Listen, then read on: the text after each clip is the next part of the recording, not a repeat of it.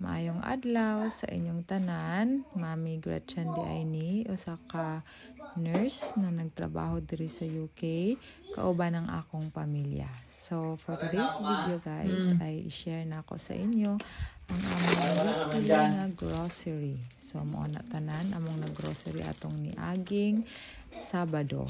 So i-arrange na nato siya guys. Una is ito ang aming ref. So before may namalit, mo na ni itsura sa among ref guys. So may sulod, gulay, carrots, cabbage, o mo na lang na ang sulod niya. Una natong i-refill guys is kaning bugas. So mo niya among ginapalit na bugas. Tag 55 pence. So isa ka kilo, isa ka pack. Sigo ani na sudlanan kay upat lang ka kilo. So i-refill na nako ang 4 ka kilo dara. So, good for 1 week na or sobra pa gani. So mao na guys, and next is ato sang limpyuhan ning mga na ano na ako sa Shein.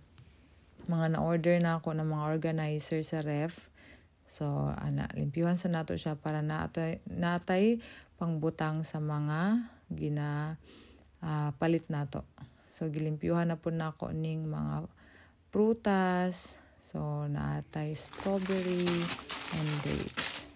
And i-organize na nato ning mga gipamalit na mga waffle ni Adriel. So mo na yung gina-breakfast kada adlaw guys. Butang lang niya chocolate or strawberry. O kani akong tintahay na mag-diet, whole chia seeds, o flax seed, o nuts. And then, mo ni ang among ang among kape. Kay coffee is life ko guys. So, turo ka beses ko ka kape sa isa ka adlaw. Nya nagpalit pod kog asukal, 1 ka kilo, good for 2 weeks na pod na guys, or more than 2 weeks pod. Kay same ni minidada nga mahilig og kape. Nya kani guys kanang Mexican style, libre lang na sa Lidl basta na kay loyalty card. Nya karon i-arrange na nato ang atong mga fruits, mo to mga fruits, saging, di na mawala, orange o avocado, isa po na sa among paborito. Nakaroon, limpyuhan na nato ang mga chicken para ibutang na nato siya sa freezer. So, ang ginatanggal na ako sa drumstick guys, kay napay mga panit. So, ginadistribute na nako sa Ziploc, 5 ka piraso sa isa ka Ziploc. So, isa na nakakananan na mo. And i-mixan na lang siya gulay para medyo siya daghan-daghan. Nya mo na, thank you Lord na naisulod ang among freezer. And then i-arrange na nato ang juice sa bata kay mahilig siya sa orange o apple. Nya mo na i-arrange na ako ang ubang gulay. Nya i-refill na po nato ning na palit na ako nga comfort, toothpaste, nya hand washing. Mo dayto akong laundry na section guys. Karon magluto ta og atong panihapon. So ang akong lutuon karon guys kay ginataan na manok. So mo na nag-prepare na ako sa akong mga ingredients. So na mga aromatics nato, sibuyas, bawang, ug luya.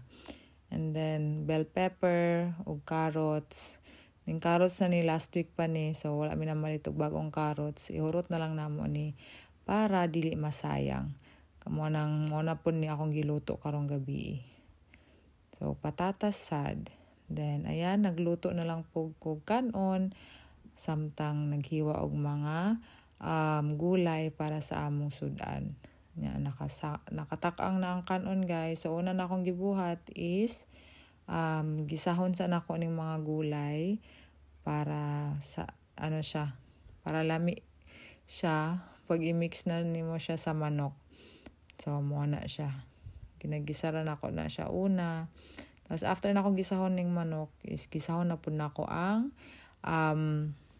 after na ako gisahon ang gulay, gisahon na pud nako ang manok. So as you can see, gigisa na nako ang manok. And then after that, butangan na nato itong mga luya, so tawag ni bawang ug sibuyas. Then butang na nato ang manok, tapos tong gulay, tapos patis, timplahan lang nato siya guys. And then muna gibutangan na pud na kog tubig ug kana gibutangan na nako og gata. Then butangan na nato ang mga gulay. And habang ginapakuluan ako ang gulay guys para maluto is ako nang gihugasan ning mga plato sa lababo. So, muna guys, ang among kinabuhi diri sa UK. And thank you Lord kay ang greatest blessing lang gyud is magkauban mi nga among pamilya. And ma-experience po namo ang 4 seasons in a year. So, karon di ay guys is nag-autumn na, sobra na ka tugnaw. Naon na ang among mga heater. So, luto na among sudan guys. Manihapon na mi. So, salamat sa iyong pagtanaw. See you on our next one. Bye-bye. God bless.